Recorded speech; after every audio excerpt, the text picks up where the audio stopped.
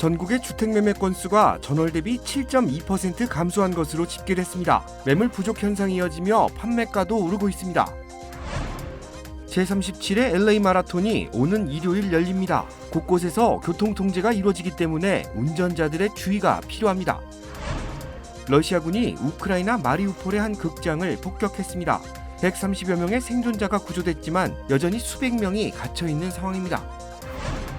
낮잠을 자주 자고 자는 시간이 긴 노인은 치매 위험 신호일 수 있다는 연구 결과가 나왔습니다.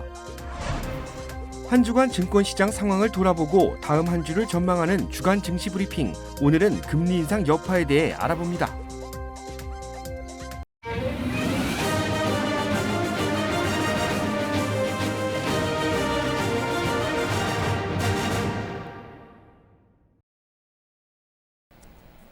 여러분 안녕하십니까? KBS 아메리카 뉴스입니다. 전국의 주택 매매 건수가 전월 대비 7.2% 감소한 것으로 집계됐습니다. 매물 부족 현상이 이어지며 판매가도 오르고 있다고 합니다. 김경일 기자가 취재했습니다. 부동산 중개인 협회는 지난달 주택 판매 건수가 602만 채로 시장 전망치인 613만 채보다 11만 채나 적었다고 밝혔습니다. 이는 지난 1월보다 7.2% 감소한 것이고 지난해와 비교해 2.4% 줄어든 것입니다. 지역별로는 서부와 중서부, 남부, 동북부 4개 지역 모두 감소했습니다. 주택 평균 가격은 35만 7,300달러로 지난해 같은 달보다 16%나 상승했습니다. 이처럼 부동산 시장이 강세를 보이는 것은 매물 부족으로 판매자가 감소한 원인도 있지만 원자재 가격과 인건비 상승으로 신규 주택 건설이 늦어지는 이유도 있습니다.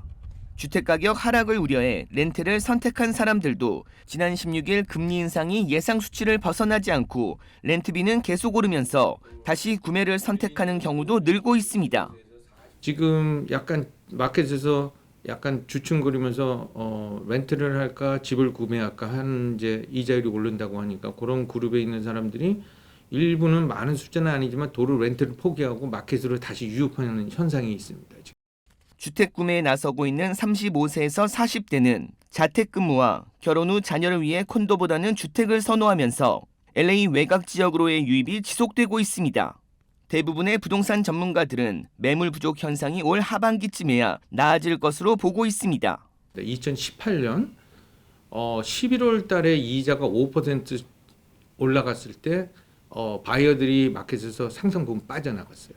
그래서 지금 현재 약간 한 4.25 정도 되는데 여기서 아마 5%나 혹은 4% 후반까지 갈 때까지는 아마 바이어들이 시장에 상당 부분 남아 있을 것 같고요. 부동산 중개인 협회는 주택 구입 희망자가 금리 인상과 판매 가격 상승으로 이중적인 압박을 받고 있다고 지적했습니다. KBS 뉴스 김경일입니다. 제37회 LA 마라톤이 오는 일요일 열립니다. 팬데믹 이후 2년 만에 재개되는 만큼 많은 관람객들이 모일 것으로 예상되는데 주최 측은 개인 방역에 각별히 주의해 줄 것을 당부했습니다. 곳곳에 교통 통제도 이루어지기 때문에 운전자들의 주의도 필요합니다. 윤범수 기자입니다. LA 최대 야외 스포츠 행사 중 하나인 LA 마라톤. 지난해에는 코로나19 팬데믹으로 인해 2차례나 개최가 연기된 끝에 쌀쌀한 11월에 열렸습니다. 따라서 올해 대회는 2년 만에 정상적으로 따뜻한 3월에 치러지는 대회입니다. 4개월여 만에 다시 대회를 치르기로 한 것은 LA 지역의 코로나 주요 수치들이 크게 감소한 데 따른 것입니다. 그러나 세계 각국에서 선수들이 참가하고 수만 명의 관람객들이 모이는 대회인 만큼 우려는 여전합니다. 공교롭게도 시기적으로 2년 전에는 3월 대회 개최 직후 팬데믹이 선포됐고 지난해 역시 대회 직후 겨울 재확산이 시작됐다는 점도 올해 대회 개최 우려를 낳는 이유입니다. 여기에 실내와 야외 마스크 착용 의무 조치도 해제된 상황이라 지금으로선 거리 두기가 최선입니다. LA 카운티 보건국은 대회 개최 이후 상황을 예의주시하고 있습니다. 유럽 등 일부 국가에서 오미크론 하위 변종인 스텔스 오미크론이 퍼지고 있는데 미국 내 확산 가능성도 배제할 수 없기 때문입니다. It's here. It's likely to increase. We're not able to predict with certainty what's the impact of having more BA2 as opposed to what we have now, BA1.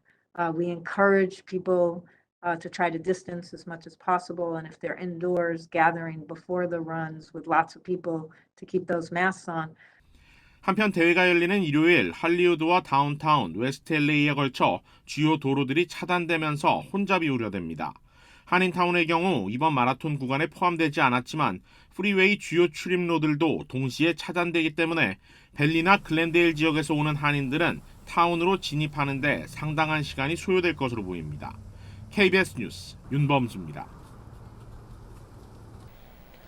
미국에는 192만여 명의 한인들이 살고 있는 것으로 집계됐습니다.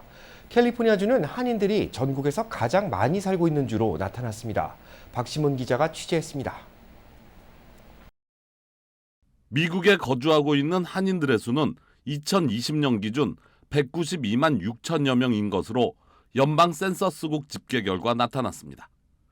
이는 1년 전인 2019년보다 2만여 명 늘어난 것이고 5년 전인 2015년에 비해서는 13만 4천여 명, 7.5%가 증가한 수치입니다. 이 중 한인 인구가 가장 많은 주는 캘리포니아로 모두 55만 7천여 명이 살고 있습니다. 이어 뉴욕주가 14만 4천여 명으로 두 번째로 많았고 텍사스가 10만 9천여 명, 뉴저지가 10만 5천여 명, 버지니아가 9만 3천여 명으로 뒤를 이었습니다. 캘리포니아의 카운티별 통계를 보면 LA 카운티가 23만 1천여 명으로 가장 많았고 다음으로는 오렌지 카운티가 10만 8천여 명으로 추산됐습니다.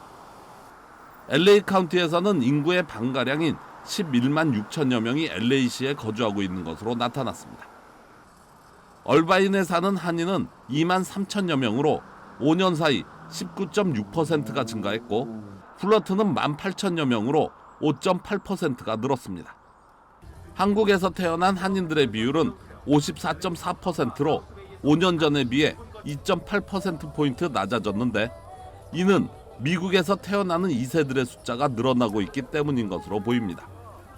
KBS 뉴스 박시몬입니다. 김영환 신임 LA 총영사가 오늘 입국했습니다. 내일 독립유공자 참배를 시작으로 공식 업무에 돌입할 계획입니다. 김영환 신임 총영사는 당초 지난 10일 부임할 예정이었지만 개인 건강상의 이유로 일정을 연기한 뒤 오늘 오후 LA 국제공항을 통해 입국했습니다. 김영환 신임 LA 총영사는 내일 오전 독립유공자들이 안장된 로즈데일 묘지 참배를 시작으로 공식 업무에 돌입합니다. 다음 주부터는 LA 한인회 등 주요 동포단체들과 면담을 시작할 계획입니다. 러시아 우크라이나 침공 관련 소식 전해드립니다. 미중 정상이 우크라이나 사태에 대한 해결 방안을 논의하기 위해 첫 전화 통화를 가졌습니다. 하지만 양국 간 의견 차이를 좁히진 못한 분위기입니다. 보도에 이정민 기자입니다. 우크라이나 사태의 해결책에 대해 미중 정상이 2시간 가까이 대화했지만 의견 차를 드러냈습니다. 백악관은 바이든 대통령이 테러 제재를 포함한 러시아의 침공을 막기 위한 미국과 동맹국들의 노력을 먼저 언급했다고 밝혔습니다. 특히 중국이 러시아를 지원할 때 미칠 영향을 설명했다고 덧붙였습니다. President detailed, what the implications and consequences would be if China provides material support to Russia as it conducts brutal attacks against Ukrainian cities and civilians. 중국에 구체적 요구를 한 건 아니라지만 러시아를 돕는다면 대가를 치러야 할 것임을 말한 겁니다. 반면 중국은 미국 역시 러시아와 대화해야 한다고 강조했습니다.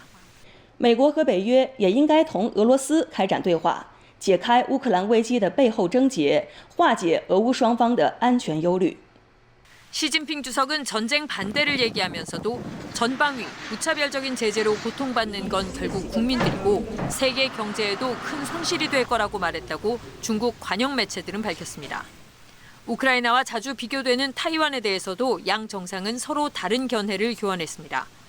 바이든 대통령은 타이완에 대한 미국의 정책은 변치 않을 거라고 강조했습니다. 반면 시 주석은 미국 일부 인사들이 타이완 독립 세력에게 잘못된 신호를 주는 건 위험하다면서 잘못될 경우 미중 관계에 파괴적 영향을 줄 거라고 경고하고 나섰습니다. 워싱턴에서 KBS 뉴스 이정민입니다.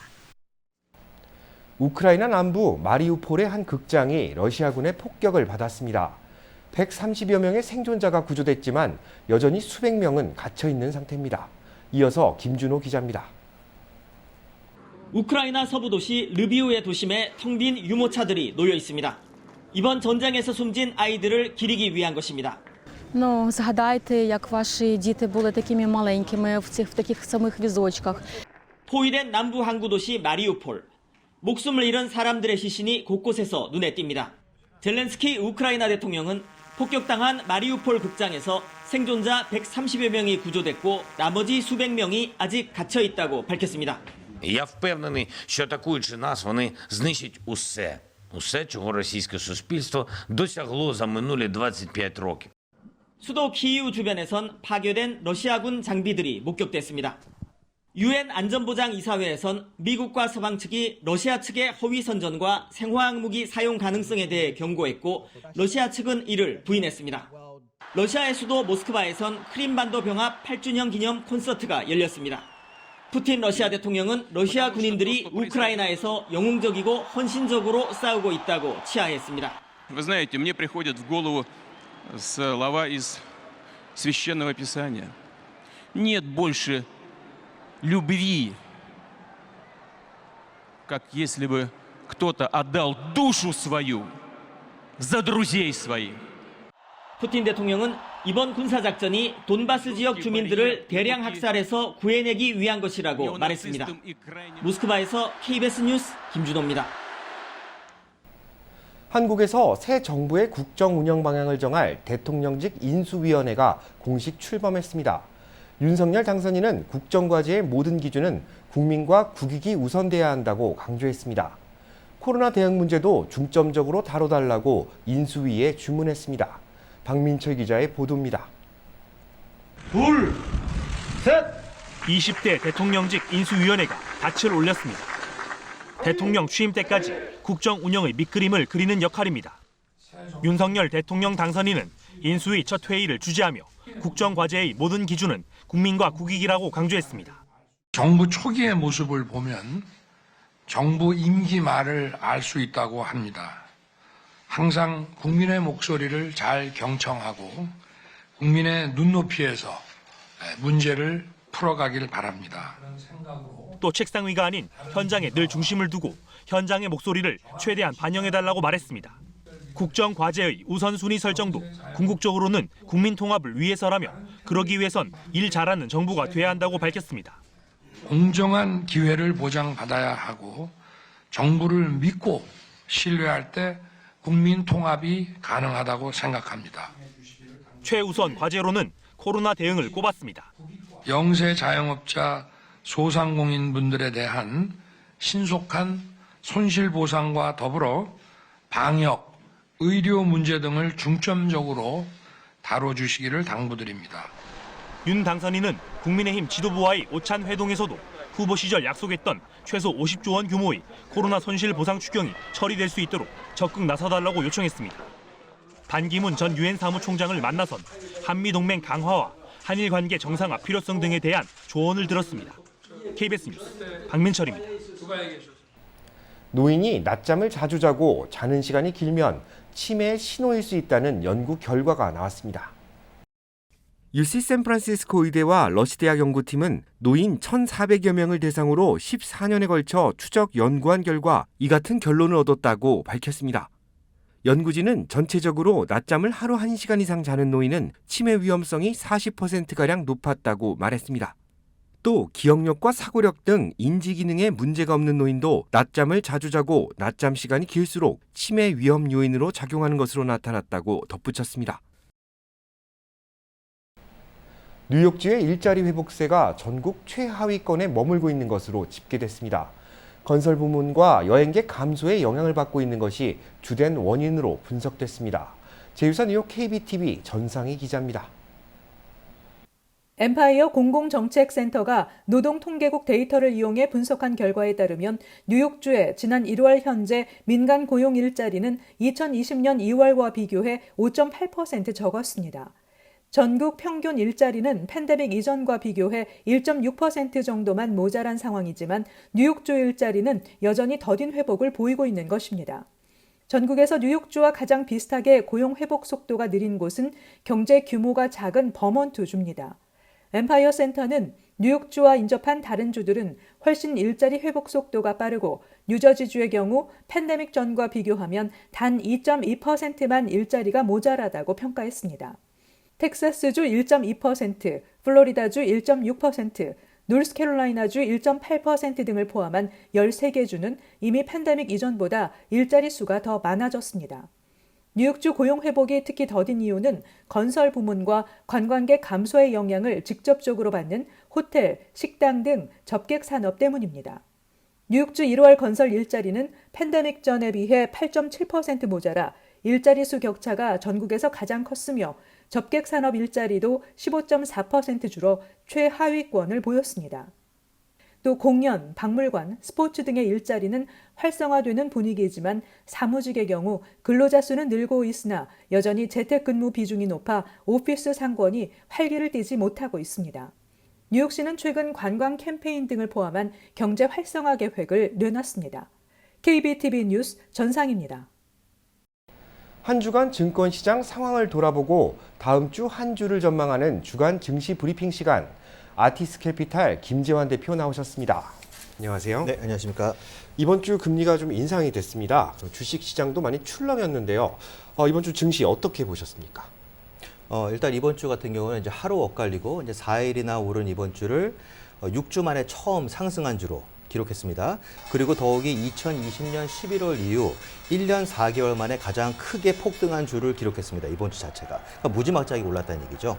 그리고 특히 이제 장일 이제 3대 지수가 이제 어느 정도 올라갔냐를 이제 비교해 봤을 때는 다우존스 같은 경우는 지난주에 비해서 5.5%, S&P 500 같은 경우는 6.2%로 올랐습니다. 반면 내스닥 같은 경우는 이번 주 8.2%를 폭등했습니다. 진짜 엄청나게 올라갔다는 얘기입니다. 그 대신에 뭐냐면은 내스닥이 이번 주 월요일 날 솔직히 떨어졌을 때 1년 최저치를 경신을 했는데 그 1년 최저치를 찍고 나서 거기서 비교했을 때는 무려 10.6%를 폭등했습니다. 진짜 뭐 말도 안 될 정도로 올라갔다는 얘기죠. 반등이 있었지만 아직도 떨어져 있는 상태라고 볼 수 있는데 또 예전에 과거에 언제 또 이렇게 좀 이 주식 시장이 떨어졌던 적이 있었습니까? 근데 일단 주식시장이 뭐 떨어진 적은 많았지만 이제 최근에 봤을 때는 뭐 2020년 코로나가 터졌을 때 그때 터졌을 때는 무지막지하게 장이 폭락을 했었는데 진짜 20-30%가 폭락했음에도 불구하고 한 달 정도 바짝 떨어졌다가 반등을 했습니다. 뭐 경기 부양책이 나오고 했기 때문에. 근데 그 이유를 제외한 나머지는 뭐냐면은 2008년, 2009년 금융위기 때 그때는 뭐 아시는 것처럼 뭐 100년 만에 최악. 그러니까 뭐 전무후무한 상태였었죠. 그때 주식시장이 그 정도까지 떨어졌는데 이번 주식시장의 조정으로 봤을 때는 뭐 작년 11월부터 지금까지 떨어진 거니까 4개월을 떨어졌습니다. 그러면은 최근 들어서 여러 가지 이제 뭐 비교하는 분석들이 나오는 거지만 지금 금융위기 2008년 9년도 이후로 13년 만에 최악의 주식시장을 경험하고 있는 거죠. 지금까지 경험했던 거고. 그러는데 이제 이번에 장이 이제 처음으로 6주 만에 처음 반등한 주로 끝났으니까 앞으로도 어떻게 될지에 대해서 사람들이 상당히 이제 뭐 주목하고 있다는 이제 그렇게 볼 수 있는 거죠. 그렇다면 그 누구도 알 수 없는 그 바닥에 좀 다다랐다고 이렇게 볼 수 있을까요? 지금 현재 상황을요? 일단은 뭐 바닥은 아시는 것처럼 아무도 알 수가 없는 거지만 뭐 결과적으로 일단 뭐 전문가들도 솔직히 의견이 엇갈리고 있습니다. 지금 이제 월요일날 바닥을 쳤다는 사람들이 있는가 하면은 아직까지 바닥은 끝난 게 아니라 잠깐 반등하는 거다. 솔직히 시간이 지나봐야지 알 수 있는 거지만 결과적으로 이번 주 가장 큰 호재로 작용했던 거는 제가 봤을 때는 이게 주식이 떨어질 때는 사람들이 뭐 공포심을 느끼기 때문에 주식은 결과적으로 파니까 떨어지고 이제 기대 때문에 사니까 주식이 올라가는 거나 마찬가지지만 지금 이번에 어떻게 보면 주식시장이 떨어질 때마다 사람들이 두려움을 느꼈던 거는 머뭇거리고 팔지 않다가 한 방에 훅 갈 수 있다는 예를 들어서 이제 패닉 셀링이 엄청나게 들어왔기 때문에 주식이 떨어졌습니다. 그러면 주식이 조금만 반등하면은 금방 셀이 들어오고 조금만 반등하면 셀이 들어왔는데 지금은 이제 4일 동안은 어떤 현상이냐면은 주식시장이 그만큼 바닥을 찍었다고 보고 나만 빼고 장이 오를 것을 조바심내는 심리가 생기기 때문에 이제는 주식시장이 떨어지기만 하면은 뭐 강력한 패닉 바잉이 들어오는 거죠. 딥바잉이 들어왔기 때문에 완전히 어떻게 보면은 지난주하고 2주 전하고 지금하고는 분위기가 완전히 180도 바뀐 상태를 볼 수 있는 거죠. 그럼 이런 투자 심리를 움직일 수 있는 호재 어떤 게 있을까요? 이번에도 어떻게 보면 뭐 비둘기파적인 발언이나 매파적인 발언들이 있었음에도 불구하고 그날은 주식시장이 완전히 뭐 하락 반전 상승 반전을 거치면서 완전 요동쳤다가도 결론적으로 뭐냐 주식시장이 플러스로 끝났다는 겁니다. 그리고 어제도 마찬가지로 이제 했었지만 오늘 같은 경우도 아침에는 이제 엇갈리게 혼조세로 보이다가 막판에 가서 탄력 받아서 플러스로 끝났기 때문에 사람들은 뭐냐 이제는 조금만 떨어지면은 나도 주식을 사야 되겠다 하고 다시 뛰어들기 시작했다는 거죠. 자, 다음 주 발표되는 경제 지표 시장에는 또 어떤 영향을 미칠 것으로 보십니까? 다음 주 이제 발표되는 경제 지표는 목요일 날에 항상 목요일마다 발표되는 신규 실업수당 청구 건수가 있고 또 내구재 주문이 발표됩니다. 그렇지만 지금 이제 다음 주 같은 경우도 이번에 이제 4일 연속 장이 올랐기 때문에 이거를 솔직히 저희가 날이면 날마다 볼 수 없는 거고 어떻게 봤을 때는 이게 지금 올해 들어서 처음 4일 연속으로 올랐는데 특별한 변수가 없다고 했을 때는 아마 지금 이제 트렌드가 바뀌는 것처럼 사람들이 사는 쪽으로 들어오는 거가 매수 심리가 자극되는 경우가 상당히 더 높을 거라고 보고 있습니다. 다음 주 발표되는 그 경제 지표도 좀 주목해서 볼 필요가 있겠습니다. 오늘 말씀 감사합니다. 네, 감사합니다.